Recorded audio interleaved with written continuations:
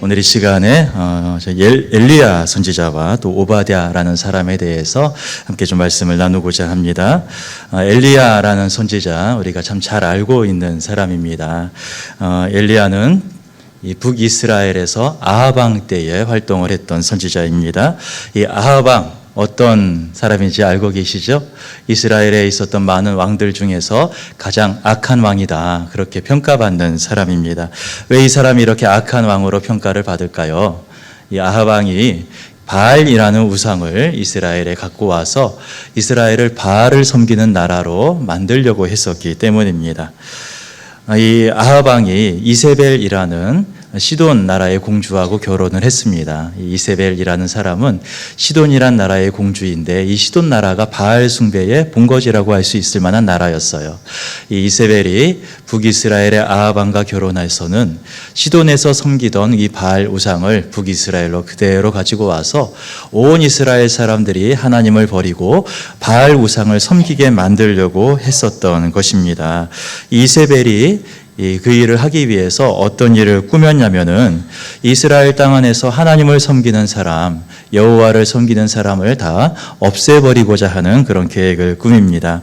오늘 함께 읽은 이 열왕기상 18장 말씀 4절에 보게 되면은 이세벨이 여호와의 선지자들을 멸할 때에 라고 말씀을 합니다.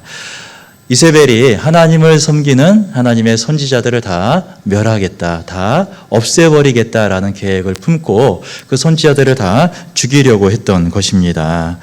바알 숭배를 하기 위해서 여호와 신앙을 이스라엘에서 뿌리 뽑은 다음에 바알 신앙을 심겨 놓으려고 했던 사람이 이세벨이라는 사람이죠.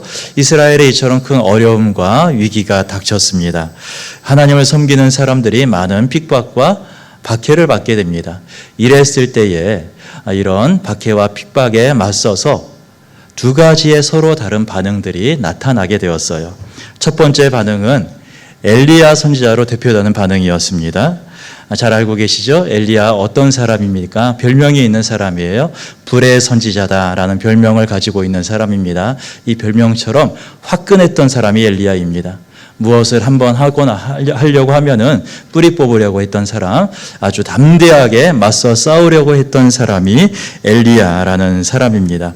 엘리야는 등장하자마자 가뭄이 올 것이다 라고 예언을 합니다. 내가 다시 말하지 않으면 이 땅에 비가 내리지 않을 것이다. 그렇게 말하고는 사라져버려요. 그리고 나서 정말로 이스라엘 땅에 가뭄이 닥칩니다. 3년 동안 비 한 방울 내리지 않고 가뭄이 이스라엘을 가득 채우게 되는 거예요. 그러다가 엘리야가 다시 한번 등장하는 것이 바로 이 18장 말씀입니다.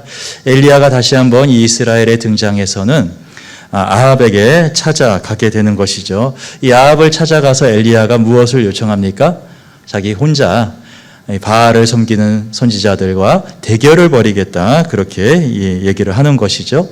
갈멜산 위로 바알을 섬기는 우상의 선지자들, 또 아세라 우상을 섬기는 선지자들을 불러달라, 내가 그들과 대결을 벌이겠다, 그렇게 요청을 합니다. 아합 왕 입장에서는 이 얘기를 듣고 비웃음이 나왔을 것 같아요.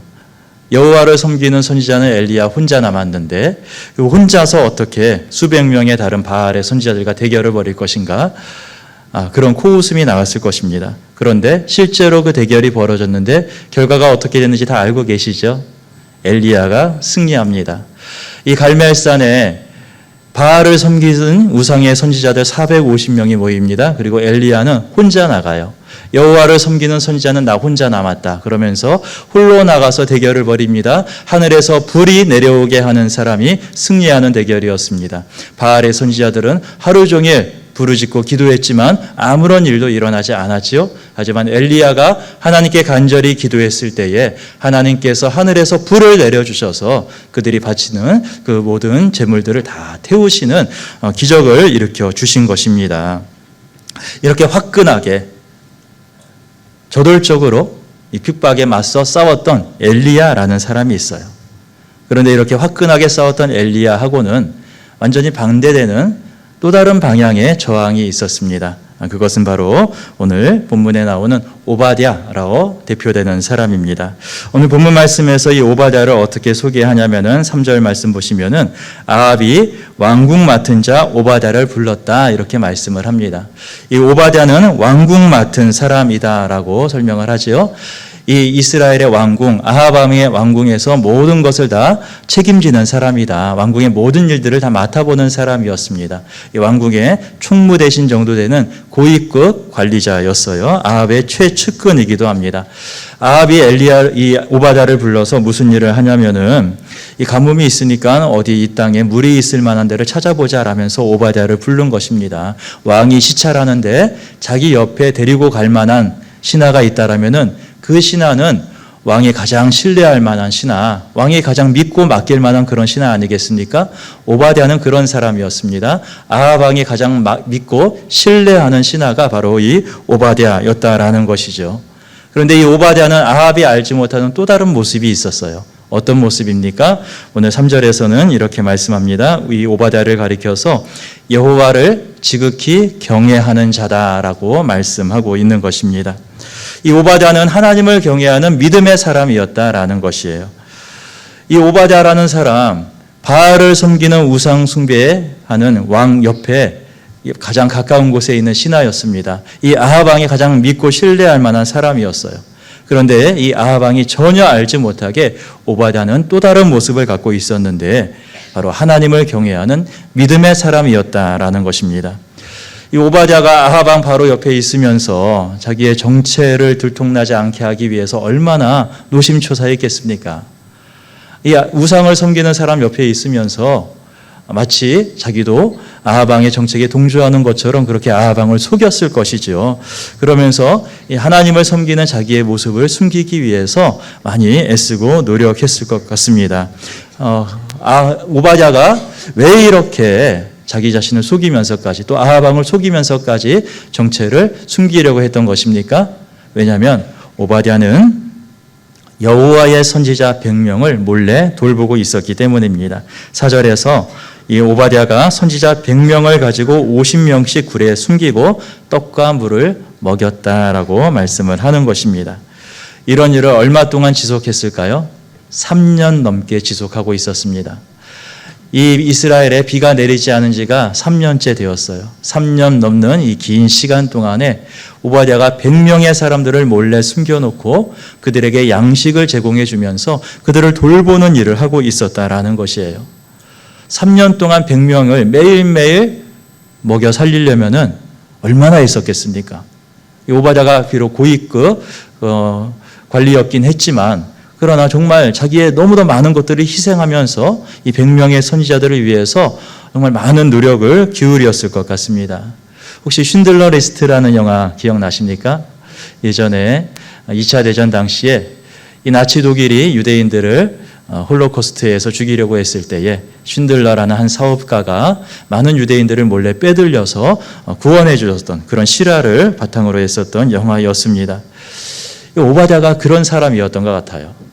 엘리야가 이 나치 독일에 맞서서 총을 들고 싸웠던 레지스탕스 같은 사람이었다라면은 오바댜는 쉰들러처럼 조용히 몰래 숨어서 핍박받는 사람들을 돌보아 주었던 그런 사람이라고 할 수가 있습니다. 이처럼 이세벨이 북이스라엘 땅에 여호와 신앙을 뿌리 뽑기 위해서 가진 노력을 다하고 있을 때에 여기에 대해서 두 가지의 서로 다른 반응들이 있었다라는 것이죠. 한쪽은 엘리야처럼 적극적으로 맞서 싸우는 사람이 있었고 다른 한편에서는 오바댜처럼 조용히 보이지 않는 곳에서 저항하는 사람이 있었다라는 것입니다. 사실 엘리야와 같은 모습은 구약 성경의 정신의 가장 투철한 모습이라고 할 수가 있습니다. 구약의 율법의 정신 무엇입니까?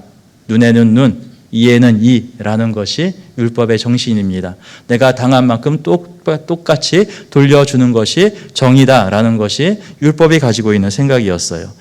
엘리야의 방식이 꼭 이랬습니다. 이세벨이 여호와의 선지자들을 핍박하고 죽였습니다. 그렇다면 나도 그래야 한다. 엘리야는 이렇게 생각한 것이에요. 그것이 율법의 정신이라는 것입니다. 그래서 갈멜산에서 엘리야가 승리를 거두었을 때에 엘리야도 똑같이 했어요.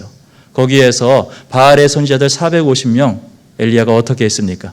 이 갈멜산에서 승리를 거둔 후에 엘리야는 그들을 다 죽였습니다. 이세벨도 여호와의 선지를 죽였기 때문에 나도 그와 똑같이 하는 것이 마땅하다. 그것이 눈에는 눈, 이에는 이라는 율법의 정신대로 행하는 것이다 라는 것이 엘리야가 가지고 있었던 생각인 것입니다.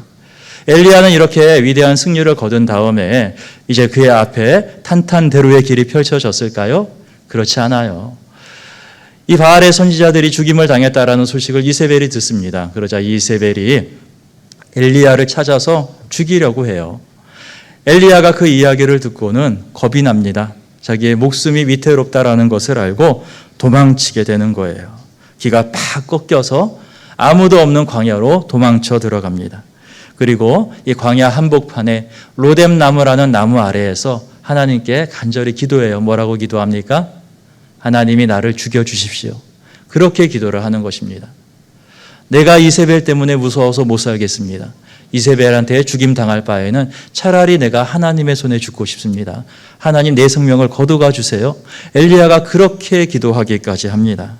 하나님은 이렇게 기가 꺾인 엘리야, 이렇게 좌절하고 있는 엘리야한테 힘을 북돋아 주시면서 엘리야를 광야에 있는 호렙산, 하나님의 산까지 인도해 가십니다. 그리고 이 호렙산에서 엘리야를 만나 주시는 말씀이 열왕기상 19장에 나오고 있어요. 이때 하나님이 엘리야를 만나 주실 때 어떻게 만나 주십니까? 가장 먼저 큰 바람이 일어납니다. 산에 있는 바위들을 다 무너뜨리며 부수며 지나가는 것 같은 커다란 바람이 지나가요. 그리고 나서는 커다란 지진이 일어납니다. 그리고 나서는 커다란 불이 나타나서 한바탕 산을 휩쓸고 지나갑니다. 그런데 이렇게 바람과 지진과 불이 일어났을 때에 그 사이에 여호와께서 계시지 아니하였다라고 성경은 말씀합니다.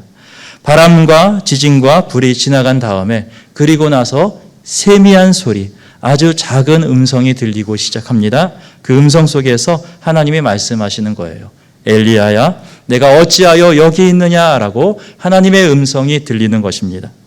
하나님께서 어디에 계셨습니까? 바람이 지나갈 때도, 지진이 지나갈 때도, 불이 지나갈 때도 거기에 하나님이 계시지 않았는데 작고 세미한 음성 속에 하나님이 계시는 것입니다. 이 바람이나 지진이나 불, 이것은 하나님의 심판을 상징하는 것입니다. 그런데 하나님은 심판하는 자리에 계시지 아니하였다라는 것입니다. 하나님이 원하시는 것은 심판이 아니었던 거예요. 하나님은 세미한 소리 속에 임하셨습니다. 세미한 소리는 이 지쳐버린 엘리야, 절망과 좌절에 빠져버린 엘리야를 위로하고 일으키는 소리였습니다. 엘리야에게 다시 힘을 북돋아 주시는 은혜의 음성이었던 거예요. 하나님은 심판을 기뻐하시는 것이 아니고 위로하기를 원하셨습니다. 은혜를 베푸시기를 원하셨어요. 이스라엘 백성들이 하나님을 버리고 바알을 섬기고 있지만 그러나 하나님은 그들을 다 심판해서 싹 쓸어버리길 원하시지 않았다라는 거예요. 오히려 이런 이스라엘 백성들이 다시금 하나님께로 돌아와서 하나님의 은혜를 누리고 하나님의 위로를 누리게 될 수 있기를 하나님은 원하시고 계셨던 것입니다. 여러분, 이것이 하나님 아버지의 마음이신 거예요. 우리를 심판하길 원하시지 않습니다. 오히려 우리에게 은혜 베푸시길 원하고 하나님의 사랑 안에서 이 하나님의 은혜를 누리길 원하시는 것, 이것이 하나님의 마음이신 것입니다. 엘리야는 하나님을 위해서 거룩한 분노를 불태웠던 사람입니다. 그래서 맞서 싸웠던 사람이에요. 저항했던 사람입니다. 그런데 하나님이 정말 원하셨던 것은 조용한 곳에서 은밀하게 위로하시고 은혜 베푸시는 일을 원하시고 계셨던 거예요. 바로 그런 시점에서 엘리야와는 정반대에 있었던 사람이 바로 이 오바댜라는 사람인 것이죠. 어쩌면 엘리야 같은 사람이 보기에 오바댜는 믿음의 사람처럼 안 보였을 수도 있어요. 이렇게 우상을 섬기려는 그런 핍박과 박해가 있다라면은 거기에 맞서 싸워야지 어떻게 조용히 숨어 있을 수가 있느냐. 엘리야는 그렇게 생각했을 수도 있습니다. 엘리야는 항상 그렇게 얘기를 합니다. 여호와를 섬기는 선지자는 나 혼자만 남았다. 나 한 사람만 여호와를 섬기는 선지자로 남아있다. 엘리야는 그런 이야기를 자주 했습니다. 그런데 이게 사실입니까? 사실이 아니에요. 오바댜가 100명의 선지자를 동굴 속에 숨겨놨어요. 엘리야만 혼자 남은 것이 아닙니다. 엘리야가 이 사실을 모르지 않았습니다. 알고 있었어요. 100명의 선지자들이 동굴 속에 숨어 있다라는 것을 엘리야도 알고 있습니다. 그런데 그래도 엘리야는 여호와를 섬기는 선지자는 자기 혼자만 남았다라고 말합니다. 엘리야 생각에는 동굴 속에 숨어 있는 사람은 선지자로 부를 자격이 없다라고 생각을 한 거예요. 우상을 섬기라는 박해와 핍박이 있다라면은 맞서 싸워야지. 어떻게 몰래 숨어 있을 수가 있느냐? 그런 사람 나는 선지자로 인정할 수 없어. 이것이 엘리야가 가지고 있었던 마음이라는 것입니다. 그런데 하나님도 그렇게 생각을 하셨을까요? 하나님은 생각이 다르신 것 같습니다. 왜 그런 것입니까? 이 100명의 선지자를 동굴 속에 숨겼던 오바댜, 이 오바댜를 가리켜서 하나님이 말씀하시죠. 여호와를 지극히 경외하는 사람이다. 오바댜가 했던 모든 일은 하나님을 경외하는 일이다라고 말씀하고 있는 것입니다. 이 여호와를 경외한다라는 이 말은 성경에서 시편에 특히 자주 등장하는 말입니다. 시편에서 여호와를 경외한다라는 말이 등장하게 되면은 꼭 같이 따라오는 말이 있어요. 여호와를 경외하는 사람은 여호와의 인자하심을 바라는 사람이다라는 말씀입니다. 하나님을 경외한다라는 것은 하나님의 인자하심을 바라보는 것을 말씀하고 있는 것입니다. 하나님의 인자하심이 무엇입니까? 하나님의 언약 안에서 결코 흔들리지 않는 영원한 하나님의 사랑을 말씀하는 것입니다. 한번 맺은 언약 결코 깨뜨리지 아니하시고 반드시 지켜가시는 하나님의 언약적인 신실함, 그것이 하나님의 인자하심인 것입니다. 이렇게 하나님의 인자하심을 바라는 사람이 여호와를 경외하는 사람입니다. 여호와를 경외하는 사람이 하나님의 인자하심을 바라는 이유가 무엇입니까? 역설적으로 이 현실 속에서 하나님의 인자하심이 느껴지지 않기 때문인 거예요. 현실이 너무도 팍팍하고 괴롭고 어렵기 때문에, 그래서 더욱더 하나님의 인자하심을 바라볼 수밖에 없는 것입니다.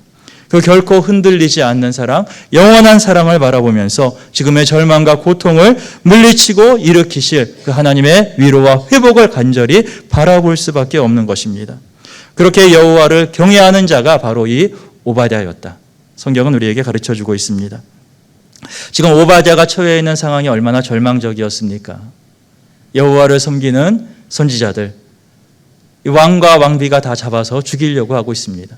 하나님을 섬기려고 하고 믿음을 지키려고 하는 사람들에게 커다란 박해와 핍박이 몰려오고 있는 안타까운 상황입니다.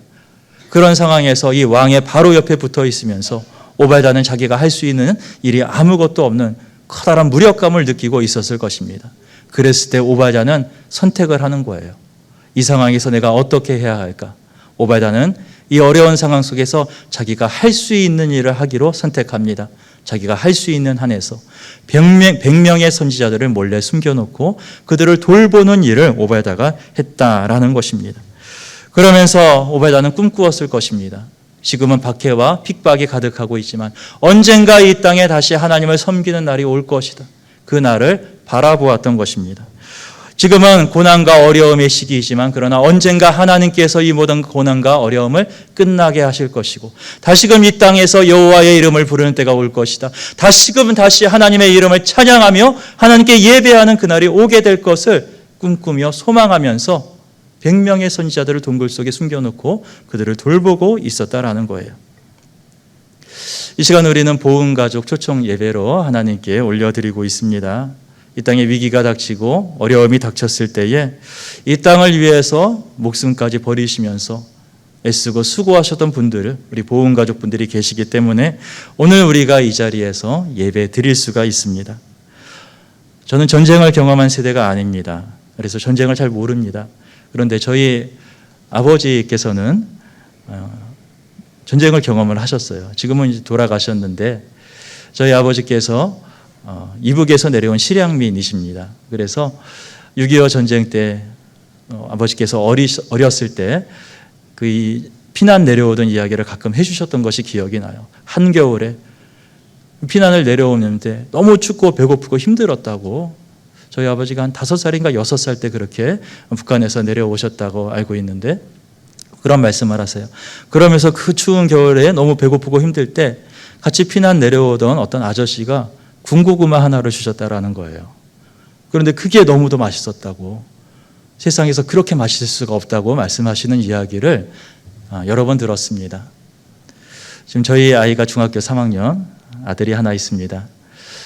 이 아이한테 군고구마를 주면은 째려봐요. 예. 사람이 어떻게 풀뿌리를 먹을 수 있냐, 그런 표정을 갖고 째려봅니다. 사람이 고기를 먹어야지 이런 거 어떻게 주시는 거냐고 그런 표정으로 째려보는데, 참 이 땅에 참으로 어렵고 힘든 시기를 보내왔던 것을 다시 한번 생각해 보게 됩니다. 참 어려운 시기 속에 오늘 함께 예배하는 보훈 가족분들이 계시기 때문에 이 나라가 그 어려움들을 이겨내고 오늘 여기까지 있을 수가 있었습니다. 우리 보훈 가족들이 참 엘리야처럼 악한 일들이 이 땅에 일어났을 때 그 악에 대해 맞서면서 그렇게 용감하게 맞서 싸우셨던 분들, 그 절망 속에서 희망을 꿈꾸어갔던 또 오바댜와 같은 그런 분들인 줄로 믿습니다. 특히 지금도 우리 북한 땅에는 수많은 사람들이, 수많은 또 믿음의 백성들이 몰래 지하에서 숨어서 하나님을 경외하는 일들을 이어가고 있습니다. 오늘 본문에 나오는 이 오바댜의 동굴에 숨어 있었던 100명의 선지자처럼 지금도 북한 땅에는 많은 성도들이 자기의 믿음을 드러내지 못한 채 혼자 밤마다 아무도 없는 곳에서 하나님의 이름을 부르면서 이 땅이 해방되기를 위해서 기도하는 사람들이 아직도 남아있을 것입니다. 비록 엘리야처럼 맞서 싸우지 못하는 분들도 있었을 거예요. 그러나 속으로 피눈물을 쏟으면서 하나님의 인자하심이, 하나님의 은혜가 이 땅 가운데 다시금 임하기를 간절히 기다리는 그런 성도들이 아직도 북녘 땅에는 많이 남아있는 줄로 압니다.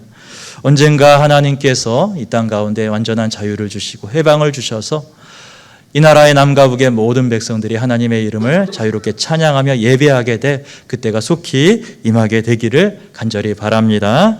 특히 오늘 보훈가족 초청 예배를 드리면서 엘리야처럼 불의와 맞서 싸웠던 모든 우리 보훈가족분들에게 하나님의 크신 은혜와 능력이 함께 하시기를 간절히 축복합니다. 또 비록 엘리야처럼 적극적으로 맞서지는 못했다 할지라도 오바댜처럼 보이지 않는 곳에서 믿음 지켜가면서 내가 머무는 그 자리에서 신실하게 하나님을 경외하는 하나님의 일꾼들을 주께서 또한 기억하실 줄로 믿습니다. 오늘 우리에게 이와 같은 믿음으로 하나님만을 섬기고 하나님께만 영광 돌릴 수 있는 우리 모든 성도님들 되실 수 있기를 주님의 이름으로 축복합니다.